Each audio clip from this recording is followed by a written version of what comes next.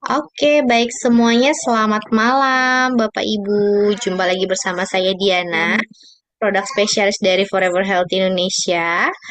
Ya, akhirnya kita bisa ketemu lagi Bapak Ibu ya. Kita bisa belajar lagi tentang manfaat FI untuk kesehatan ya. Malam hari ini topiknya menarik banget, yaitu manfaat cocoa flavanol untuk diabetes ya. The mother of disease ya, jadi ibu dari segala penyakit. Kalau sudah terkena diabetes, komplikasinya bisa dengan mudah sekali kemana-mana. Bisa ke mata, bisa ke jantung, bisa ke pembuluh darah bahkan sekalipun ya. Jadi jangan sampai disepelekan untuk penyakit diabetes ini. Baik, nanti Dokter Indah akan menjelaskan. Teman-teman bisa eh, menuliskan pertanyaan di kolom chat dan seperti biasa saya akan menutup kolom chat 15 menit sebelum acara berakhir. Baik, kita tanyakan dulu pembicara kita yang luar biasa, Dokter Winda. Selamat malam. Selamat malam. Oke, baik. Kita bisa mulai ya, Dok, untuk materinya, cocoa flavanool untuk penderita diabetes mellitus. Silakan, Dokter. Thank you, Di. Semangat pagi, teman-teman FHI di seluruh Indonesia. Gimana kabarnya? Sehat ya? Pagi. Semangatnya harus tetap kayak pagi dong, walaupun sudah malam. Ya kan? Ya dong. Di FHI itu kita selalu semangat. Nah, mungkin ini ada yang udah nyampe rumah, ada yang lagi di jalan, atau ada yang lagi seminar bareng, nobar. Ngarang banget ya Dokter Winda ya. Nggak apa-apa lah ya, ngarang-ngarang dikit ya kan. Nggak apa-apa, tapi dimanapun teman-teman berada, eh kita kumpul-kumpul di sini, pengennya kan supaya tetap update lagi ilmunya, walaupun mungkin topiknya diabetes mellitus. Oh, udah tahu, jauh mana sih sebenarnya teman-teman tahu tentang diabetes mellitus? Nah, ini nih, keep fresh lagi ilmu kita ya. Kali ini tentang diabetes mellitus. Yuk kita bahas. Slide. Ini sering banget kalau soal diabetes mellitus ini menjadi pertanyaan ya. Banyak banget karena kasusnya. Diabetes mellitus itu masih termasuk penyakit yang terbanyak. Ya, salah satu penyakit yang terbanyak kasusnya juga di Indonesia. Mungkin teman-teman, semua teman-teman saya yakin pasti ada kenal satu dua orang yang terkena diabetes, ya kan? Jadi diabetes itu tuh pasti cukup familiar sebenarnya sama kita. Cuman kita sering nggak ngerti banget sebenarnya diabetes itu apa. Bahkan ada yang tahu nggak sih teman-teman kalau diabetes mellitus itu sebenarnya bukan penyakit? Hmm, iya, jadi diabetes mellitus itu sebenarnya bukan penyakit, tapi dia adalah sindroma. Nah, karena dia bukan penyakit, artinya dia tidak bisa sembuh. Karena kan emang nggak sakit, ya kan? Tidak sakit. Jadi diabetes itu bukan penyakit, teman-teman ya. Diabetes itu bukan penyakit, dia adalah sindroma. Sindroma itu apa sih, Dok? Sindroma itu adalah kumpulan gejala.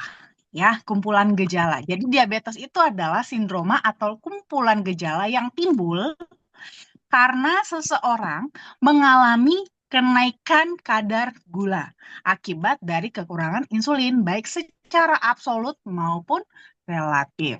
Nah, jadi ibaratnya eh, seseorang itu dikatakan dia mengalami diabetes kalau dia mengalami gejala-gejala itu, dan gejala-gejala ini ada beberapa gejala ya, jadi nggak cuma satu gejala doang, tapi lebih, ya lebih dari satu gejala, dan gejala ini berhubungan dengan kadar gulanya yang ternyata mengalami peningkatan. Slide.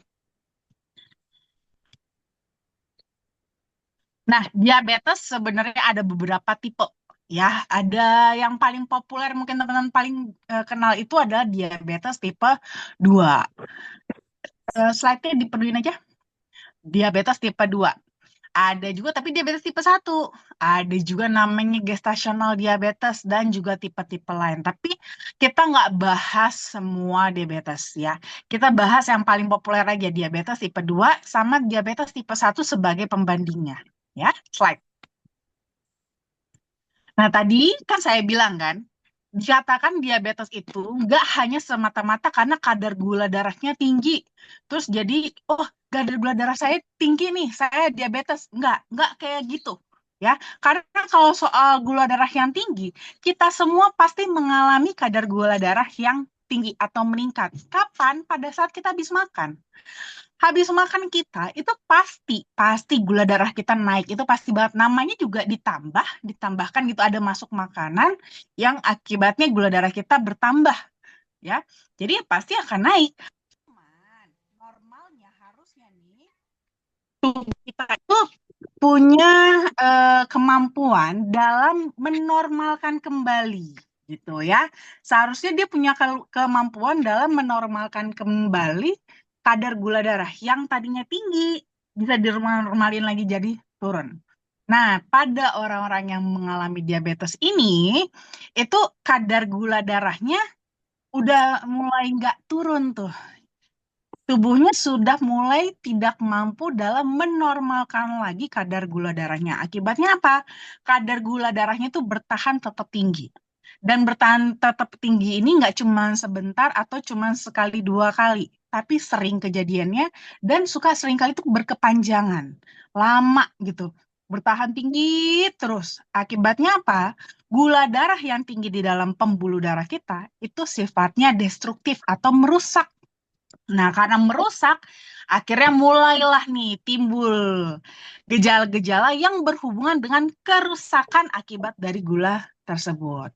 Apa aja gejalanya yang mungkin muncul? Bisa mengalami yang namanya polidipsi atau rasa haus yang berlebih gitu ya, padahal cuaca nggak panas. Terus juga bisa mengalami namanya poliuria atau sering kencing terutama pada malam hari.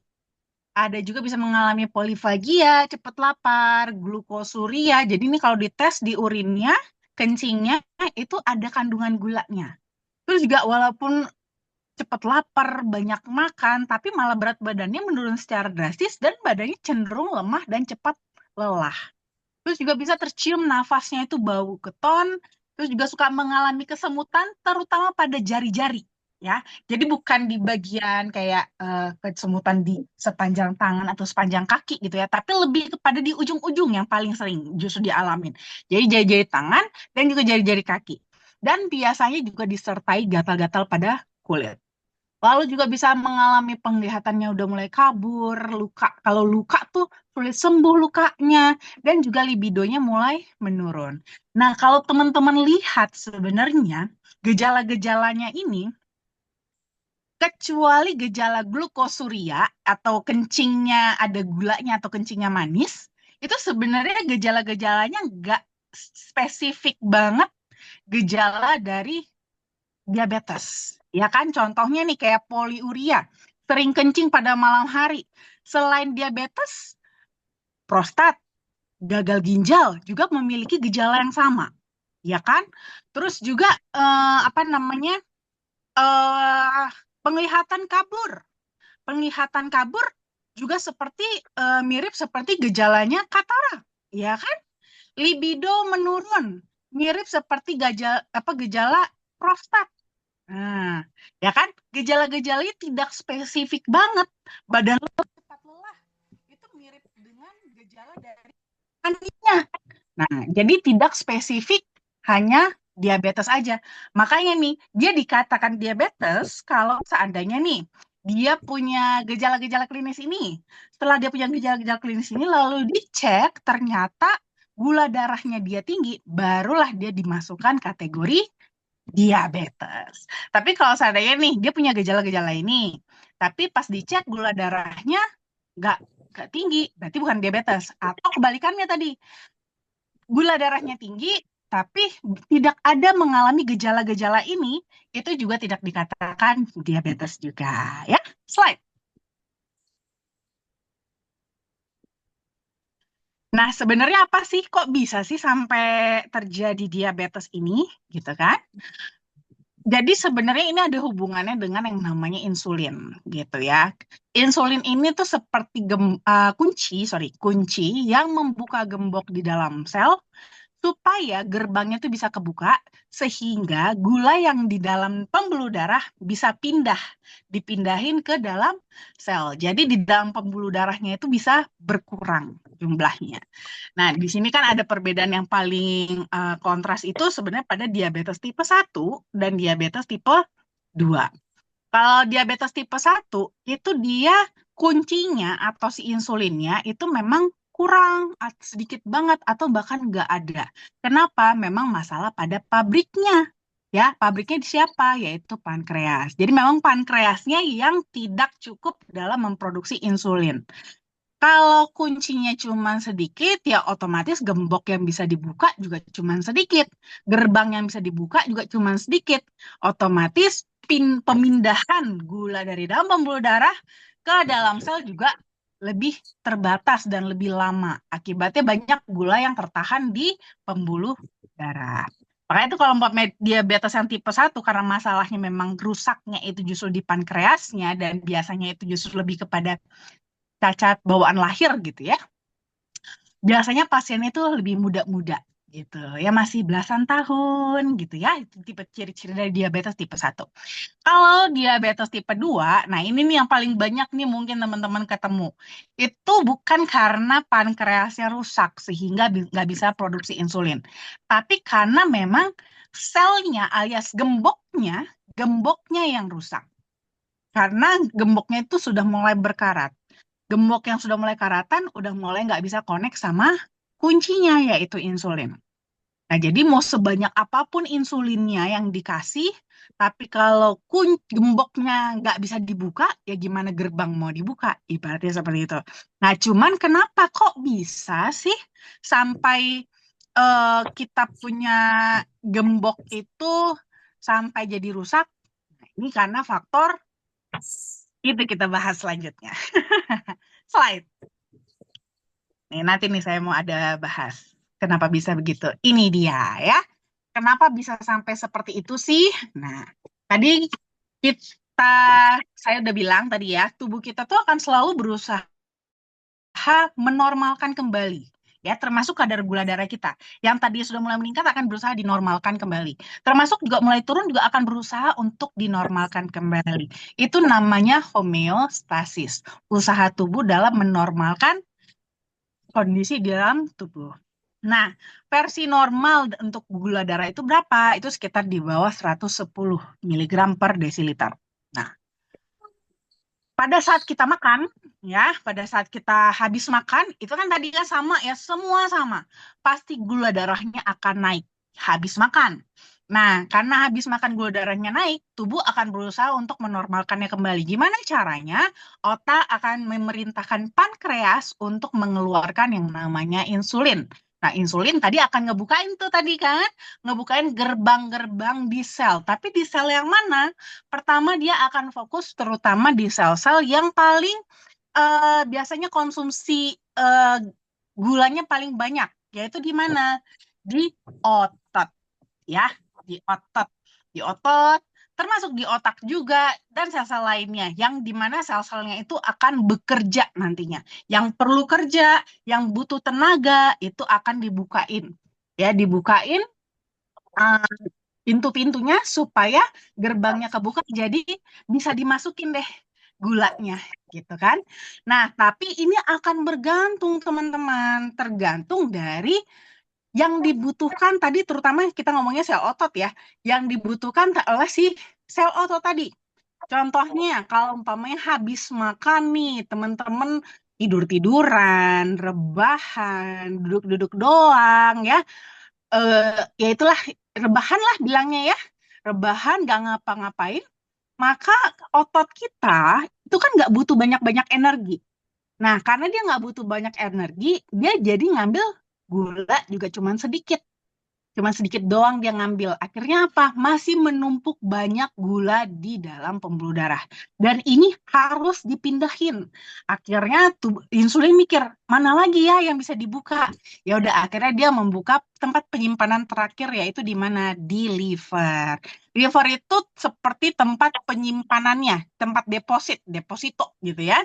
Nyimpen buat nabung, dibuat nabung apa namanya?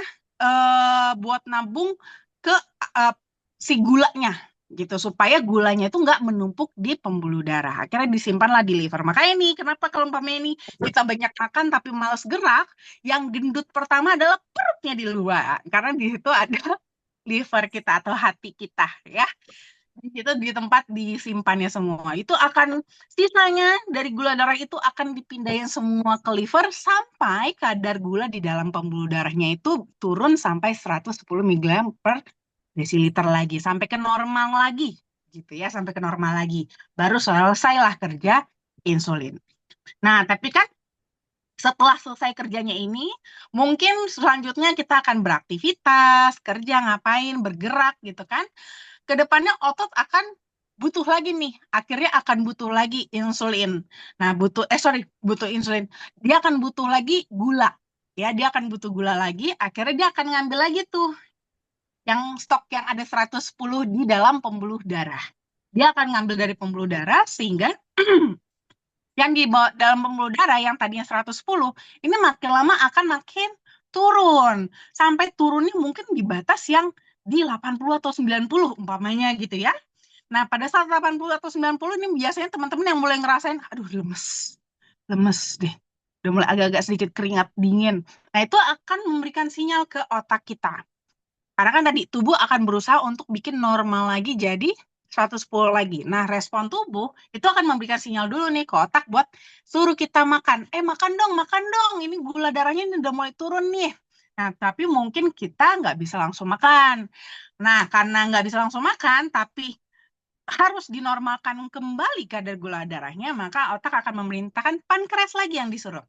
Tapi kali ini pankreas ngeluarin yang namanya glukagon. Glukagon itu gunanya untuk apa? Dia sama juga kunci juga. Kunci tapi untuk ngebuka gembok penyimpanan. Ya, penyimpanan yang di mana? Di liver. Nah, stok yang di liver itu simpanannya akan dikeluarin lagi. Dikeluarin lagi, masukin lagi ke dalam pembuluh darah supaya kadar gula darah yang di dalam darahnya tadinya rendah itu bisa balik lagi sampai 110.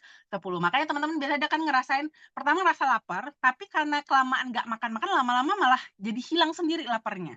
Nah, itu karena glukagonnya kerja gitu terus. Slide.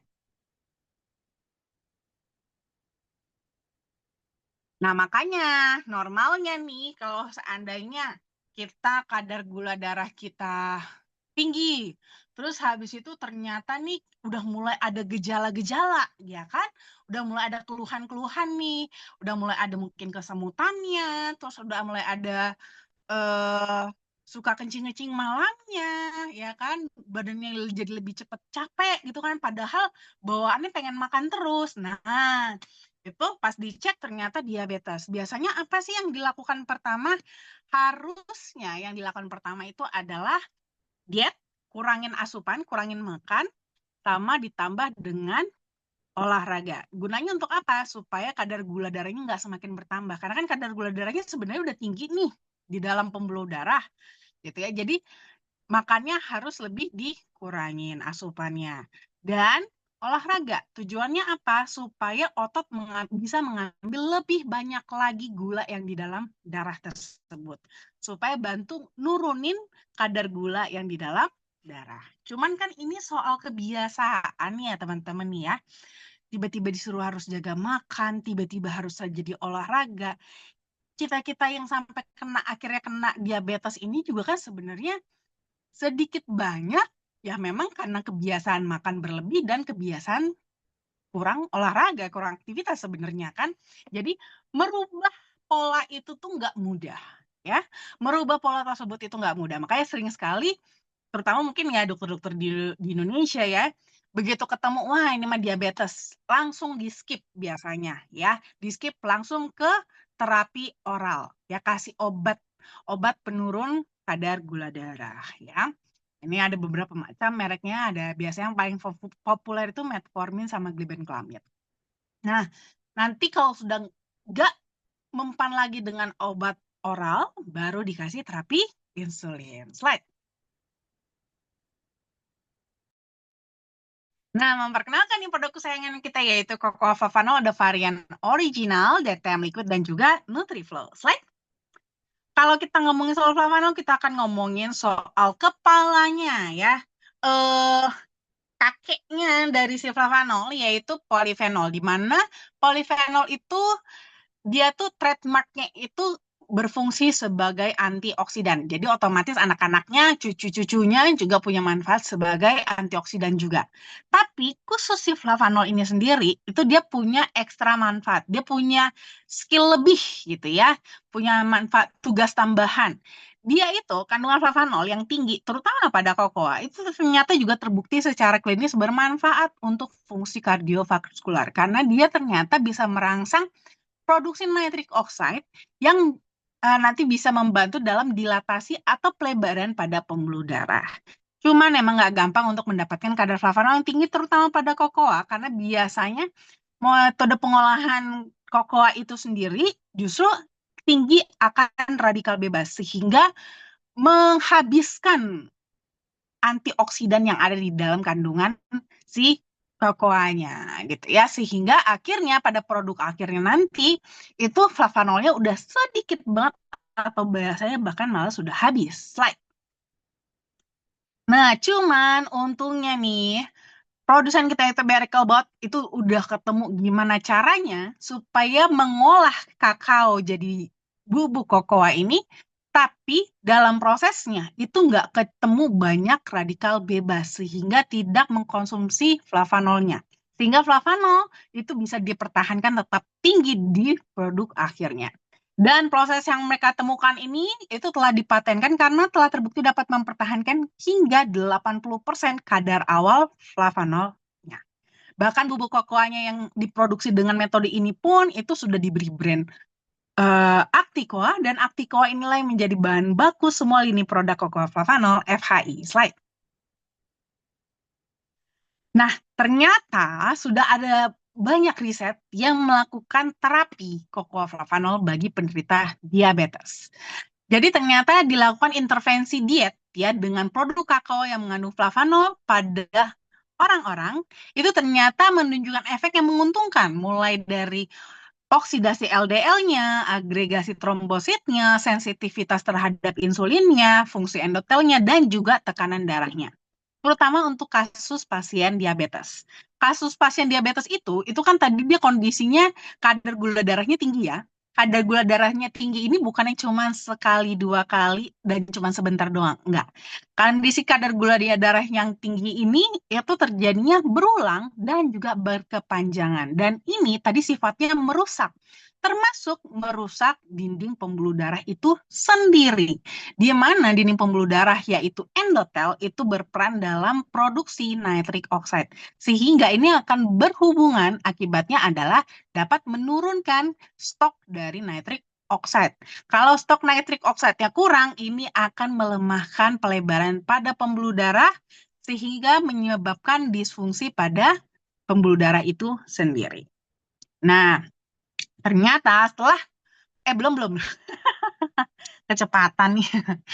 Jadi ternyata setelah 30 hari dilakukan intervensi makanan, intervensi diet ya, dengan produk kakao yang mengandung tinggi flavanol, itu sekitar lebih dari 371 miligram flavanol 3 kali sehari, ini ternyata terjadi peningkatan dilatasi pada pembuluh darahnya. Jadi perbaikan pada fungsi endotelnya yang setara dengan dilakukannya intervensi jangka panjang dengan melakukan aktivitas fisik, penggunaan obat-obatan kardiovaskular, dan juga insulin. Slide. Nah, nggak cuma Coco flavanol, ada juga Centella asiatica yang ternyata juga punya manfaat untuk diabetes. Karena dia itu bisa menurunkan kadar yang namanya malondialdehyde yang dapat memperbaiki organ pankreas. Jadi dia bisa membantu dalam memperbaiki organ pankreas. Selain itu, dia juga adalah antioksidan yang tinggi yang bisa membantu mengurangi radikal bebas dan meningkatkan sensitivitas sel terhadap insulin. Slide. Nah, lalu ada black garlic ya. Black garlic itu sebenarnya kalau untuk manfaatnya untuk apa namanya kardiovaskular sih lumayan populer ya. Tapi ternyata buat kasus diabetes pun sama. Dia punya manfaat yang bagus juga karena dia tuh punya kandungan namanya zat SAC atau S-allyl cysteine yang tinggi. Di mana zat ini itu punya sifat anti diabetes ya dan juga membantu penyerapan alisin. Alisin itu apa? Alisin itu adalah suatu molekul yang bermanfaat dalam membantu menjaga kadar gula darah supaya tetap normal gitu ya. Karena dia karena dia itu memiliki kemampuan dalam mendukung produksi hormon insulin. Slide.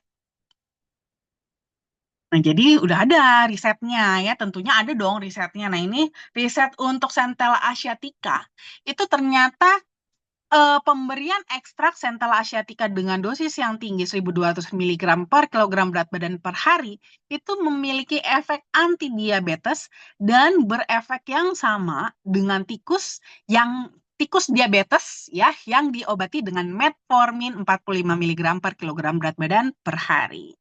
Black garlic juga sudah ada juga hasil penelitiannya dalam terapi diabetes, di mana aktivitas antioksidan dari black garlic itu ternyata punya manfaat dalam menangkal radikal bebas, sehingga bisa mencegah komplikasi diabetes tipe 2. Karena teman-teman, banyak orang yang takut dengan diabetes gitu ya, begitu di apa namanya didiagnosa diabetes itu kayaknya beberapa tuh sampai merasa wah dunia sudah berakhir. Enggak ya, enggak kok. Ya, diabetes itu seperti tadi saya katakan dia itu adalah sindroma gitu ya, sindroma. Jadi dia itu bukan penyakit ya. Jadi justru bukan takut dengan diabetesnya gitu ya. Justru kalau seandainya kita didiagnosa dengan diabetes, itu artinya alarm sebenarnya buat kita untuk lebih benar-benar serius dalam mengontrol kadar gula darah kita. Karena itu artinya kadar gula darah kita itu sudah lebih gampang naik dibandingkan teman-teman yang lain yang belum didiagnosa diabetes. Di mana ini akan nanti yang perlu dicegah adalah komplikasi dari diabetes tersebut. Nah, ternyata black garlic itu aktivitas antioksidannya bagus sekali dalam mencegah komplikasi dari diabetes tipe 2. Slide. Selain itu ada dukungan juga dari vitamin B7 atau biotin yang bagus banget untuk metabolisme. Dengan metabolisme tubuh yang lebih tinggi, itu juga berarti kan konsumsi. Ya, konsumsi gulanya juga jadi lebih besar. Itu akan bantu juga untuk nurunin gula darah. Lalu vitamin C itu dia bagus sekali untuk menjaga struktur kolagen di mana kolagen itu sudah lebih mudah rusak ya, lebih gampang lebih cepat rusak karena kadar gula darah yang tinggi. Kalau kolagennya rusak, berarti dinding selnya juga jadi jelek, rentan. Sel tubuh kita jadi lebih gampang rusak juga. Makanya penting banget vitamin C juga. Lalu ada sistem juga yang membantu meningkatkan produksi antioksidan kuat yang membantu melindungi tubuh kita dari kerusakan akibat radikal bebas dan juga toksin. Slide.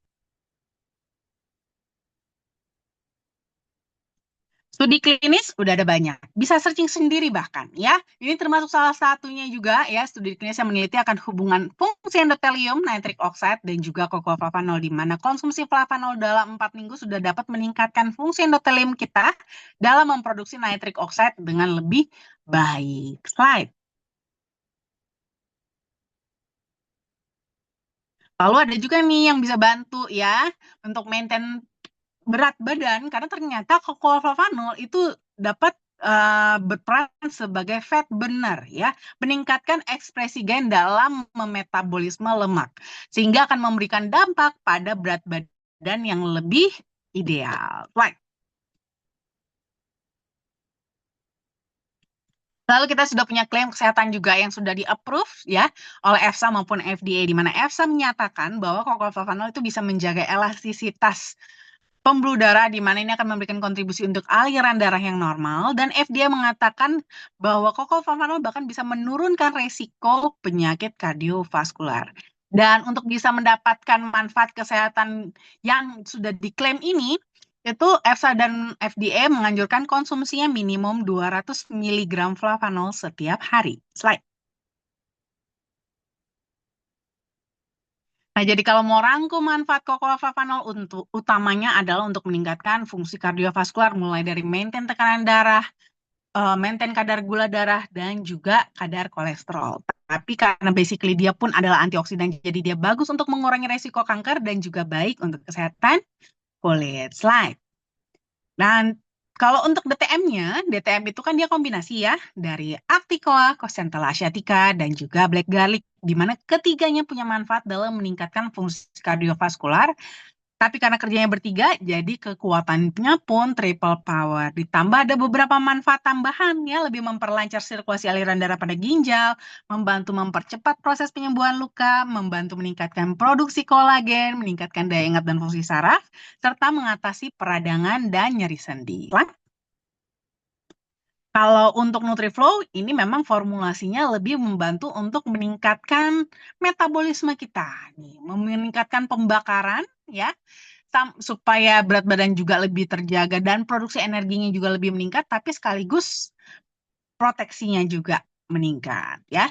NutriFlow ini dia dapat membantu penyerapan nutrisi jadi lebih optimal, sekaligus metabolismenya pun jadi lebih optimal, sehingga bisa menghasilkan energi yang lebih banyak dan juga membantu dalam memperkuat daya tahan tubuh sampai melindungi sel dari stres oksidatif. Dan NutriFlow ini bisa teman-teman gunakan juga dalam program diet ya. Bisa digunakan sebagai pengganti makan nih, pengganti sarapan ataupun pengganti makan malam ataupun jadi pilihan snack ya yang lebih sehat gitu.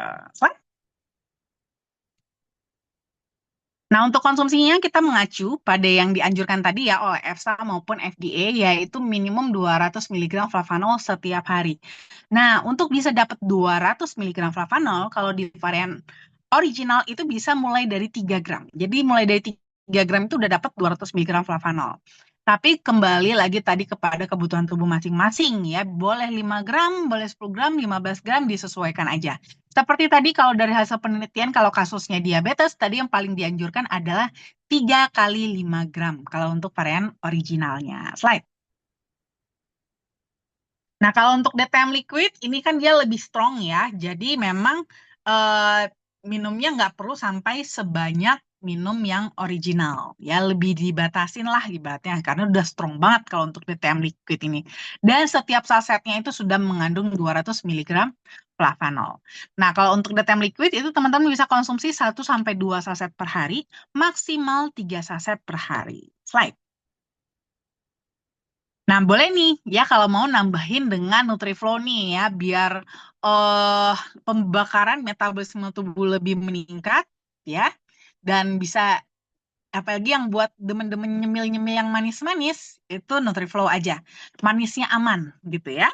Nah, ini bisa konsumsi NutriFlow, itu setiap 15 gramnya itu sudah mengandung 200 mg flavanol. Jadi, takaran konsumsinya kalau untuk yang NutriFlow itu 15 gram atau sekitar 1 sendok makan muncung. Ini bisa dikonsumsi 1-2 kali sehari. Thank you.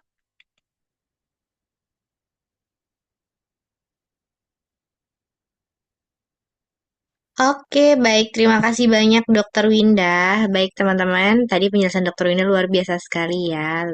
Manfaat cocoa flavanol untuk diabetes ada banyak sekali tentunya ya. Bapak Ibu bisa konsumsi dari original, Nutriflow, dan DTM Liquid. Nah, baik. Sebelum kita ke sesi tanya jawab, saya akan membacakan dulu seperti acara besok dan sosial media kita. Baik. Sosial media kami ada YouTube di Forever Healthy Indonesia Official, Instagram kami ada foreverhealthy.id, Facebooknya ada Forever Healthy Indonesia, Telegram FI Official, dan juga ada TikToknya @foreverhealthy Indonesia. Bapak Ibu bisa mengunjungi sosial media kami supaya Bapak Ibu mendapatkan informasi terbaru seperti tips kesehatan dan juga acara yang FI jalankan dalam waktu dekat. Dan Bapak Ibu sekiranya ada yang masih belum jelas dengan penjelasan Dr. Winda, bisa chat di Medical Consultant di 0878 1706 6067 di Senin sampai Jumat jam 10 sampai jam 5 sore. Dan besok Jumat kita akan ada acara membahas terkait bisnis dan juga manfaat cocoa flavanol untuk ulkus diabeticum yang akan dibawakan tentunya oleh leader kita yaitu Ibu Dea Kasih dan juga ada narasumber kita yang luar biasa, tentunya ada Dr. Winda di kantor pusat FAI Jumat 14 November jam 1 siang. Kami tunggu kedatangannya Bapak Ibu ya. Dan selanjutnya kita ke sesi tanya jawab. Sudah banyak pertanyaan nih, Dok. Oke, ada dari Bapak Ramli Maros. Semangat pagi Bapak dan juga ada Bapak Jordan Tinambunan. Mengapa diabetesku berpengaruh dalam kurung menurun drastis terhadap libidoku dokter? Maaf. Tentu, ya, itu memang makanya tadi masuk dalam salah satu gejala klinis kan. Gejala klinis dari diabetes salah satunya adalah libido yang menurun karena memang bisa banget ngaruh. Libido itu kan jelas pasti ada hubungannya dengan hormonal ya, hormonal. Hormonal di mana kalau pada pria itu yang berpartisipasi organ-organnya adalah mulai dari testis ya di mana itu akan mempengaruhi hormon testosteronnya, lalu juga dari prostatnya juga gitu kan. Di mana diabetes tadi dia merusak eh pertama yang dia rusak adalah pembuluh darah. Ya kan? Yang dia rusak ada pembuluh darah. Tapi kan kita tahu pembuluh darah kita ada banyak, ya kan? Ada panjang banget. Pembuluh darah yang mana nih yang dirusak? Ya bisa random yang mana aja. Ya.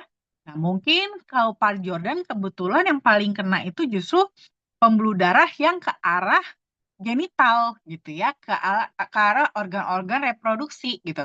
Mungkin ke testisnya, mungkin ke prostatnya, sehingga menurunkan fungsi akibatnya karena pembuluh darah, aliran darah ke sana juga jadi kurang, ya, otomatis kan jadi kurang nutrisi.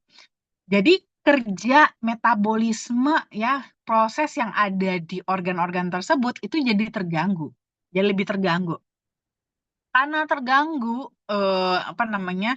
Karena terganggu nutrisinya, asupannya, fungsinya jadi ikutan terganggu. Nah, itu yang akan nanti berefek pada libidonya juga jadi gejalanya jadi muncul dengan tadi ya libido yang mulai menurun. Nah, ini masih baru libidonya doang nih menurun. Kalau yang lebih parah bahkan sudah sampai mengalami disfungsi ereksi juga gitu kan.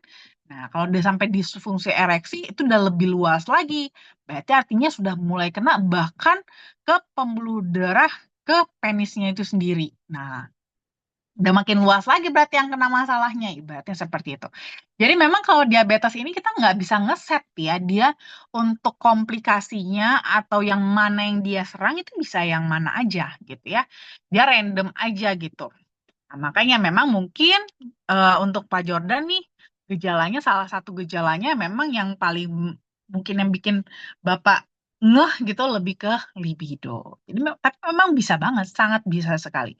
Makanya kenapa diabetes itu tadi ya sempat dimention Diana itu dikatakan sebagai mother of disease gitu. Ibu dari segala penyakit karena memang dia bisa menyerang semuanya ya, semuanya di dalam tubuh kita ini. Karena semua bagian dalam tubuh kita itu terakses dengan pembuluh darah. Semuanya itu berhubungan dengan pembuluh darah dan semua yang berhubungan dengan pembuluh darah itu bisa dirusak sama si diabetes, sama gula darah gitu. Karena kan dia posisinya di dalam pembuluh darahnya kan gitu. Nah, tapi ya itu tadi ya seperti saya katakan bisa random. Mungkin Pak Jordan kenanya ke libido, yang lain mungkin bisa kenanya ke mata gitu kan jadi ke penglihatan. Ada juga mungkin yang kenanya lebih ke persyarafan, ada mungkin yang kenanya tadi yang di jari-jari, ada yang kenanya sampai ke kulit. Nah, itu bisa random masing-masing ya. Baik, terima kasih banyak Dokter Winda. Selanjutnya pertanyaan dari Bapak Hamsa, Ibu Hamsa di Makassar. Mau bertanya dok, Bapak, kalau Bapak Hamsa di Makassar, mau bertanya dok, kalau flavanol ditabur luka, orang yang penyakit gula apa perlu pasang perban penutup atau di luar atau tidak? Yang kedua, apakah flavanol DPM bisa dioleskan di luka yang ada di badan termasuk yang kena penyakit gula? oke, kalau soal masalah ditutup perban atau enggak, sebenarnya sih tergantung aja ya. Jadi gini, kalau saya lebih suka, eh kalau seandainya apa namanya, kalau seandainya flavanolnya diencerin dulu, jadi pasta seperti itu sebenarnya nggak perlu diperban pun nggak apa-apa. Tapi kalau seandainya nanti akan diperban, itu sebenarnya cukup bebas. Mau dipastain atau langsung ditabur juga boleh. Dulunya sama-sama boleh. Cuman concernnya apakah ditutup perban atau enggak, sebenarnya lebih kepada eh, orangnya sendiri sih, pasiennya sendiri ya. Apakah luka tersebut kalau seandainya nggak diperban nanti akan mengganggu aktivitas nggak? Karena kan walau bagaimanapun kalau seandainya nggak diperban itu resiko ya. Resiko apa namanya kesenggol lah, resiko kena mana lah, nanti kan jadi kotor dan segala macam. Jadi memang sebaiknya sih ditutup. Tapi biasanya saya anjurkan untuk nutup perbannya jangan terlalu rapat, jangan terlalu tebel, jangan terlalu padat gitu. Jadi supaya dia tetap ada sirkulasi, tapi dia tetap terlindungi gitu. Saran saya ya. Kecuali kalau umpamanya teman-teman nabur luka apa ngolesinya di luka itu cuman yang kayak masking ya, ibaratnya kayak dimaskerin doang yang nantinya akan dibilas lagi itu mah ya nggak perlu diperban. Tapi kalau mau dibiarkan stay terus, justru terutama kayak ini kan kasusnya pada pasien luka diabetes lah bilangnya ya, ulkus diabeticum, itu kan biasanya kan lebih cenderung dibiarkan stay. Nah itu saya lebih prefer sebaiknya ditutup perban aja gitu biar eh, lebih terlindungi tapi perdebannya jangan terlalu rapat banget gitu ya. Kalau DTM mau diolesin di luka di badan apalagi kalau pada pasien diabetes boleh. Kalau dia DTM boleh ya karena diabetes apa DTM apalagi ada central asiaticanya juga lagi, ya itu kombinasi banget. Central asiatica itu bagus banget kalau untuk perbaikan luka ya, jadi boleh banget ya, boleh sekali kalau umpamanya mau diolesin ke ke lukanya. Jadi boleh ya. Cuman tetap ya saran saya jangan hanya sekedar fokus di ngolesinnya aja, tapi tetap harus dikonsumsi karena luka-luka terutama pada pasien diabetes itu tetap beresiko untuk berulang. Makanya penting untuk menjaga juga dari dalam yaitu apa kadar gula darahnya. Kadar gula darah itu nggak bisa turun hanya dari kita olesin di luar. Jadi tetap harus kita konsumsi. Jadi dengan kadar gula darah yang terkontrol itu akan membantu banget juga itu lukanya itu jadi lebih tidak mudah infeksi. Jadi perbaikannya bisa lebih cepat gitu ya. Oke, baik. Terima kasih Dokter Winda. Ibu dari Ibu Arieska Wahyuni mau bertanya, mungkin bisa diketik juga Bu pertanyaannya. Oke, pertanyaannya dari Bu Arieska. Mohon maaf dokter, saya mau bertanya tapi secara langsung. Oke, baik. Nanti kita berikan kesempatan ya Bu ya. Dari Bu Azahra dulu, untuk tipes cocoknya yang mana dok?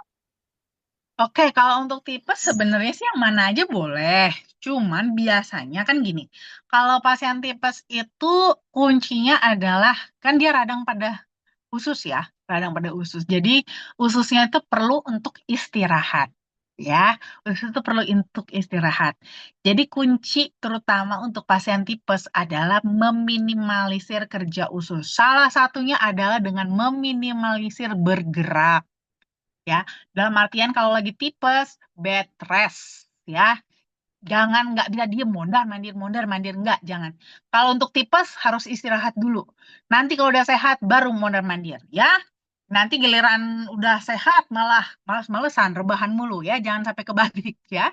Ya, jadi kalau untuk tipes sebenarnya mana aja boleh kok. Tapi biasanya memang saya lebih prefer untuk diberikan sebenarnya kalau memungkinkan sih kasih DTM ya. Karena DTM itu dia bisa juga mulai penyerapannya tuh nggak harus dari dia tuh penyerapannya tuh lebih cepat gitu jadi nggak sampai meningkatkan kerja, nggak ibaratnya nih ususnya bisa lebih istirahat ibaratnya gitu.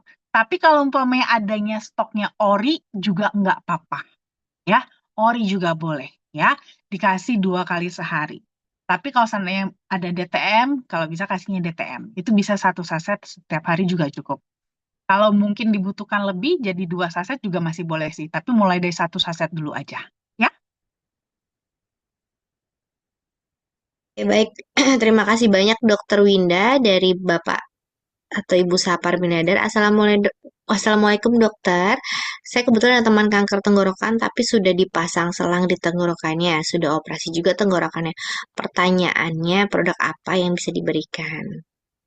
Sebenarnya mana aja juga boleh. Ya, pada dasarnya mana aja boleh. Yang gampangnya aja yang nyamannya buat pasien. Lebih mudah minum yang mana? Kalau seandainya lebih mudah DTM, DTM paling recommended sebenarnya. Apalagi kasus kanker. Kalau kanker tuh sebenarnya saya lebih suka kalau bisa DTM, DTM. Ya, targetnya 3 saset gitu. Kalau bisa. Kalau umpamanya apa eh mau minum yang ori juga boleh sih. Tapi kalau ori minumnya harus lebih banyak, lebih dari 3 kali sehari. Saran saya lebih dari 3 kali 5 gram ya. Mungkin bisa 4 sampai 5 kali 5 gram setiap hari gitu. Jadi otomatis jadi lebih sering konsumsinya kalau minum yang ori. Tapi kalau umpamanya bisa DTM, minumnya targetnya 3 saset per hari. Cuman mungkin boleh untuk awal biar jangan langsung kaget gitu ya. Mulai dari 1 2 saset dulu evaluasi. Nanti 1 saset dulu, coba cek 3 hari, 3 hari gimana badannya nyaman-nyaman aja nggak? Karena kan biasanya kan penyesuaian dulu ya. Penyesuaian dulu akan ada detoksifikasinya dulu. Nah kalau masih nyaman-nyaman aja, 3 hari naikin jadi 2 saset. 2 saset, evaluasi lagi 3 hari. 3 hari gimana? Masih nyaman-nyaman aja, anteng-anteng aja. Kalaupun ada beberapa reaksi efek-efek gejala pada tubuh, tapi masih bisa oke lah, masih masih masih apa namanya masih bisa ditahan gitu ibaratnya. Lanjut naikin lagi jadi 3 saset. Jadi targetnya 3 saset setiap hari. Ya. Baik, terima kasih banyak Dokter Winda. Pertanyaannya masih kurang lebih mungkin masih sama ya dok, dari Bapak Andi. Untuk anak kelas 2 SD penyakit tipes, boleh minum yang mana dok? Dan produknya yang mana? Oke, kalau anak kelas 2 SD itu kan belum boleh minum DTM. Jadi minumnya ori aja ya. Minum ori aja, minumnya 2 kali 3 gram. Ya, minum kasih 2 kali 3 gram itu boleh kok. Untuk anak kelas 2 SD. Tapi jangan lupa tetap disuruh bed rest dulu. Ya, istirahat dulu. Oke?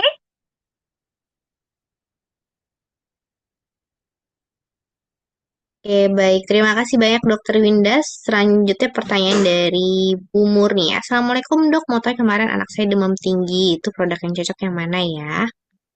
Nah, ini tergantung Bu Murni anaknya umur berapa ya. Jadi kalau seandainya anaknya udah agak, ya kalau mentionnya anak sih harusnya berarti masih kecil ya. Berarti kasihnya ori aja Bu. Ya, berarti kasihnya ori aja. Buat amannya kasih ori aja. Nah, kalau kebetulan lagi demam tinggi seperti ini, boleh kasih orinya agak banyakan gitu ya. Jadi yang biasanya kasihnya 2 kali 3 gram, itu boleh kasih 3 kali ya, biar dia bisa lebih cepat turun gitu. Dan ingat kalau demam tinggi ini cairan penting ya Bu, ya kasih minum yang banyak, ya biarin aja dia kencing-kencing justru bagus, karena itu akan membantu untuk mengeluarkan panas dari dalam tubuh, ya. Oke, baik. Terima kasih banyak dokter. Baik, sekarang dari kolom chat sudah terbaca semua. Kita buka untuk yang mau bertanya secara langsung, mulai dari Bu Arieska. Bu Arieska, selamat malam Bu. Masih hadir ya Bu Ya, ya? malam. Malam. Iya, Ada. silakan Ibu jika ingin bertanya. Ya, maaf. Ini sebelumnya dokter, saya tidak bisa on cam karena faktor jaringan juga. Kalau on cam nanti nge-lag. Iya, nggak apa-apa. Jadi saya off cam.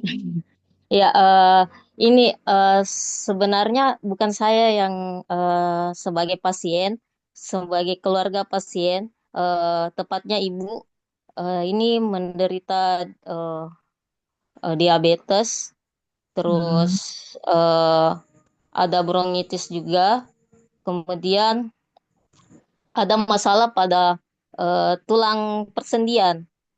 Nah, Hmm.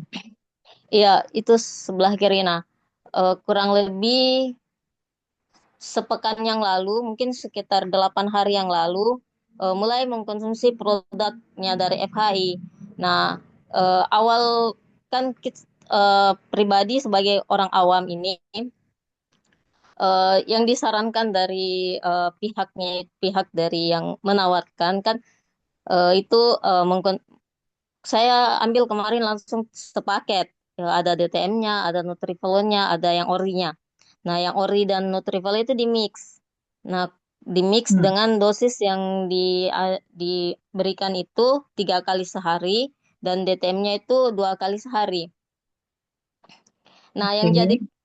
yang jadi permasalahan ini eh, kan sebelum itu kan itu sudah ada sebulan ya dari diagnosa yang ketahuan dengan penyakitnya. Itu untuk bronkitisnya sudah mereda sebelum sebelum konsumsi ya Bu. Sebelum konsumsi itu sudah mereda karena sudah tidak batuk, sudah tidak dadanya sudah tidak nyeri, kemudian sudah tidak sesak juga dan sebagainya. Alhamdulillah sudah ini karena untuk setiap kontrol juga itu sebelumnya sudah tidak diberikan ini karena masih dalam tahap evaluasi. Jadi belum untuk berobat 6 bulan kan. Jadi belum dapat belum ini dan obatnya juga sudah tidak terlalu ini, lebih kepada diabetesnya ini. Nah, Mm-mm. pada saat kontrol terakhir sebelum konsumsi itu untuk kadar gulanya sudah di 160-an. Mm-mm. Nah, cuman yang jadi permasalahan ini sebenarnya saya juga overthinking dengan eh, proses konsumsinya ini dalam sepekan ini saya juga bingung ini Dok. Karena jangan sampai dosisnya yang terlalu banyak sehingga tubuhnya ibu tidak bisa menerima karena dalam keadaan lemas atau bagaimana. Mm-mm. Dengan tadi penjelasannya bisa 200 gram atau kokoa saja dalam sehari. Nah, sedangkan kalau saya hitung-hitung kalau kita mix tadi yang Nutriflo dan yang orinya 3 kali 1, kemudian yang DTM-nya 2 itu sudah melebihi sekali dari 200 gram itu. Saya bilang dan sudah bermacam-macam efek yang ditimbulkan dari proses konsumsinya dalam 1 pekan ini. Kadang macam-macam lah. Sampai saat kemarin itu sudah tidak bisa tahan dengan entahlah itu apakah itu efek dari obatnya atau bagaimana. Bahkan beberapa hari yang lalu diabetesnya sempat melonjak dari 430. Mm. Justru malahan melonjak, bukan malahan turun. Jadi saya kasih metformin lagi. Sempat sehari, saya bilang kayaknya mungkin kita redahkan dulu untuk konsumsi metformin. Eh, Pas itu sehari saya cek gula darah malahan naik jadi 440. Sebenarnya untuk dari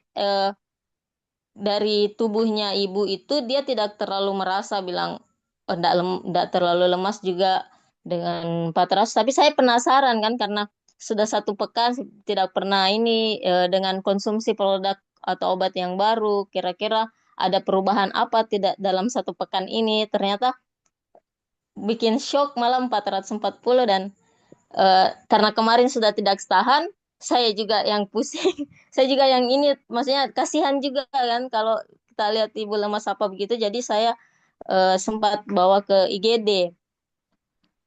Iya sekarang masih di IGD, masih di rumah sakit karena sebelumnya saya baca ada di IG-nya FHI atau apa, ada flyernya dokter yang mengatakan tidak apa-apa untuk dikonsumsi berdampingan dengan obat medis ya. Jadi pengobatannya baik sebenarnya daripada ini daripada kita juga kasihan jadi ini. Nah, yang saya mau tanyakan ini bagaimana? Kemarin sempat naik malahan 440.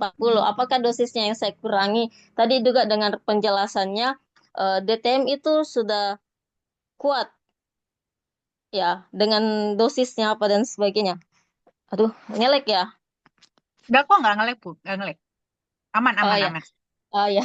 Dosisnya kan DTM itu sudah kuat ya. Apa saya berikan saja DTM saja untuk saat ini untuk beberapa hari ke depan sampai bisa responnya tubuhnya bisa menerima dengan baik karena kayak dari awal ini sudah benar-benar digenjot keras sekali dengan dosisnya terlalu besar atau bagaimana ini. Oke, sebenarnya saya sudah ragu, tapi kalau saya baca juga, saya searching dengan produknya, kemudian dengar tadi materinya dari awal sampai akhir, sebenarnya saya juga bisa meyakinkan bahwa memang produknya memang bagus, tapi kalau kita lihat dari kondisi ibu yang seperti ini tuh bagaimana kayak gitu, ya mungkin bisa Oke. dijelaskan dulu nanti kalau ada tanggapan menurut saya. Kasih. Oke, Bu, Ibu, untuk kalau dari awal konsumsi, itu sebelum Ibu stop metforminnya ya, sebelum Ibu tes untuk stop metforminnya, reaksi tubuhnya si Ibu gimana? Macam-macam. Dari hari pertama kan itu saya ambil produknya malam ya. Mm-mm. Pas malam. pertama diminum itu mulai buang angin, terus Oke. besoknya BAB, ABAB, terus Kayaknya bagus nggak? macam-macam setiap hari itu beda-beda. Justru setiap hari ada yang kayak dia merasa sesak lagi, merasa kayak mual, muntah, kemudian badannya Hmm. sakit semua, apa dan sebagainya kayak gitu. Ya, makanya Ya, juga takut juga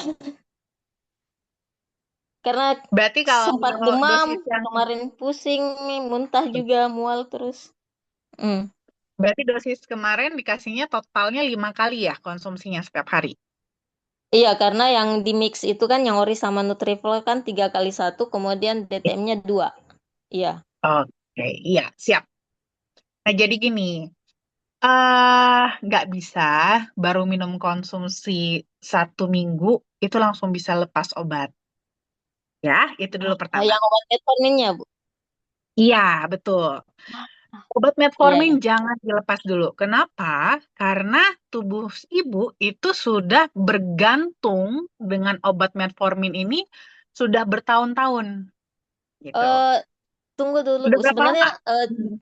diabetesnya baru kurang lebih sebulan, tapi Oke, langsung tinggi. Iya, deteksinya baru sebulan ya. iya baru sebulan, Nah, terdeteksi kurang sebulan. lebih. Sebelum sebulan ini, sebelum-sebelumnya rutin ngecek nggak? Sebelumnya, eh, karena saya juga enggak ini ya, kalau tidak sih, tidak pernah rutin ngecek. Jadi, tapi saya curiganya dia ibu ini sudah kenanya itu jauh sebelum ketahuan ini. Iya, betul. Karena Karena diabetes itu dari bukan penyakit ciri-cirinya yang ya, sebentar. cuman Iya. ya setiap ke rumah sakit dibilang normal normal, ternyata saya juga karena saya tidak tinggal sama ibu, kerja kan ya, kemarin sempat sakit baru saya ikut sama ibu, tapi setiap jenguk saya bilang coba cek gini gini, saya bilang tapi kalau ke puskesmas kayak ini dibilang normal normal gulanya ini, ternyata selama ini yang dicek bukan gula darah tapi kadar sel darah putih atau kadar Hmm.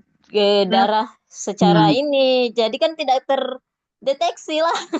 Iya, iya, Nanti baru betul. saya ini kenapa Nak, ini. Nah, makanya itu. Iya. Jadi ibaratnya memang kondisi si ibu itu memang sudah di kondisi yang kadar gula darahnya itu sudah tidak terkontrol. Makanya kan dikasih Hmm. metformin untuk mengontrolnya. Nah, kenapa tadi gula darah apa kenapa tubuhnya tidak bisa mengontrol gula darahnya sendiri? Karena itu kan proses yang panjang, gitu ya. Dia Iya. proses panjang, dia udah lama rusaknya, ibaratnya gitu.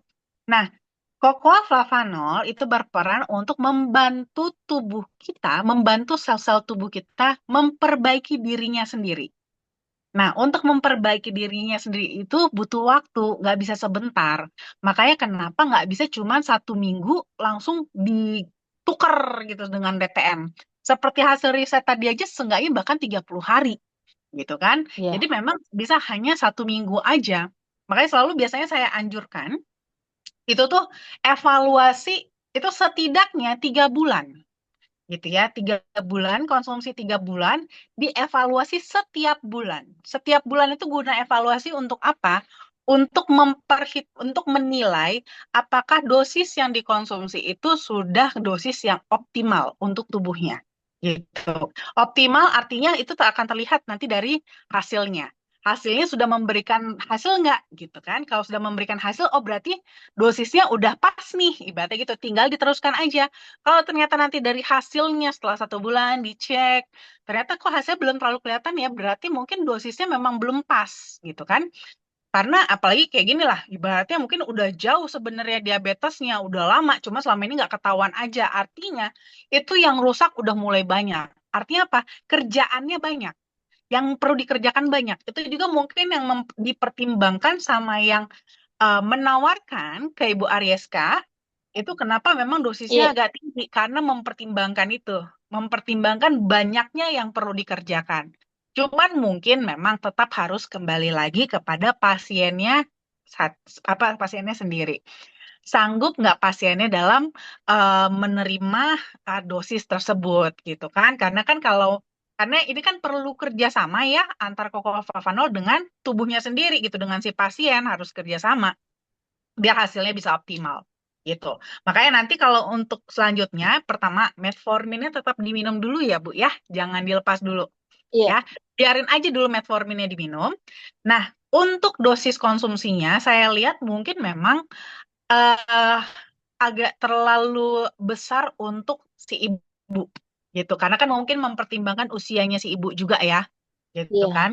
Dengan yang usianya lebih muda dan mungkin badannya memang lebih kuat gitu kan. Nah, nanti boleh adjust dulu aja, turunin dulu aja. Mungkin saya rasa, kalau saran saya, mendingan coba untuk Ori sama Nutriflow-nya nggak usah dulu, fokus di DTM dulu aja. Coba. Oh ya. DTM-nya 2 kali Fokus dulu. atau 1 kali? Saran saya untuk DTM targetnya 3 kali. Tapi bisa Mulai dari bertahap dua nggak? step. Ya, bertahap Ibu. Bertahap dong, Ya, bertahap. Jangan dulu. Makanya saya bilangnya target. ya. Targetnya 3 kali. Mulai dari kasih dua dulu. Ya, kasih 2 saset dulu. Nanti evaluasi tuh. Ibu evaluasi seminggu 2 minggu deh, gitu. Seminggu 2 minggu, lihat, oh, kayaknya si ibu udah mulai nyaman nih, gitu kan? Apa badannya udah lebih enak, bisa lebih nikmatin. Baru nanti ibu tes naikin jadi 3 saset. 3 saset, evaluasi lagi. Respon tubuhnya gimana? Masih nyaman nggak? Kalau masih nyaman, pertahankan di 3 saset. Kalau ternyata pas nanti dinaikin ke 3 saset, aduh, ngerasa udah mulai berat lagi nih, ya udah turunin lagi ke 2. Berarti dia masih belum cukup sanggup untuk dosis yang lebih besar. Gitu. Jadi Oh, kita, jadi ada seninya juga, gitu ya. Tetap iya. harus patokannya adalah si pasien sendiri, gitu. Oke? Iya, iya, makasih Bu. Ya, sudah dapat pencerahan. Oke, Iya. baik. Terima kasih banyak Bu Reska. Semoga kondisinya Iya. bisa semakin lebih baik ya Bu. Baik Dokter Ya. Winda, nggak berasa waktunya sudah jam 8 lewat. Artinya kita sudah harus mengakhiri acara seminar kesehatan malam hari ini. Sebelum ditutup, ada yang disampaikan dokter? Seperti biasa, saya selalu menganjurkan sama teman-teman, apalagi ini kebetulan topik kita adalah tentang diabetes, ya. Biasanya kalau yang sudah kena diabetes itu karena sudah sadar, wah, saya penderita diabetes, biasanya sudah lebih alert gitu ya, sudah lebih awas. Nah, sekarang buat yang belum kena diabetes, ya jangan santai-santai, ayo rubah gaya hidupnya. Diabetes itu tingginya kadar gula darah. Gula darah itu nggak cuma soal masalah kita konsumsi gula, tapi juga kita konsumsi karbohidrat. Ya, karbohidrat bisa dari mana aja, nggak cuma dari nasi, tapi bisa dari mana-mana. Dari buah, dari sayur, dari roti, mie, ya, bihun dan segala macamnya itu juga tinggi akan karbohidrat. Jadi bukan nggak boleh konsumsi karbohidrat, boleh, tapi tetap dihitung ya, dikontrol, dijaga, jangan sampai kebanyakan juga. Oke? Mulai atur porsi makannya, pindahkan mulai bertahap lebih kepada protein. Oke? Supaya Oke. kita jangan jadi ikutan kena diabetes, ya. Oke, baik. Terima kasih banyak Dokter Winda. Sebagai pencegahannya, teman-teman juga bisa ya konsumsi flavanols setiap hari minimal 1 sampai 2 kali ya.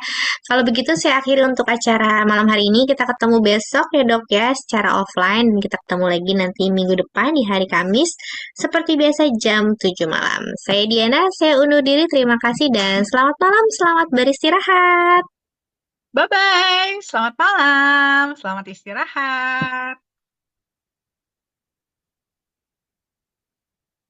Makasih Dokter Winda. Makasih Sama-sama. Diana.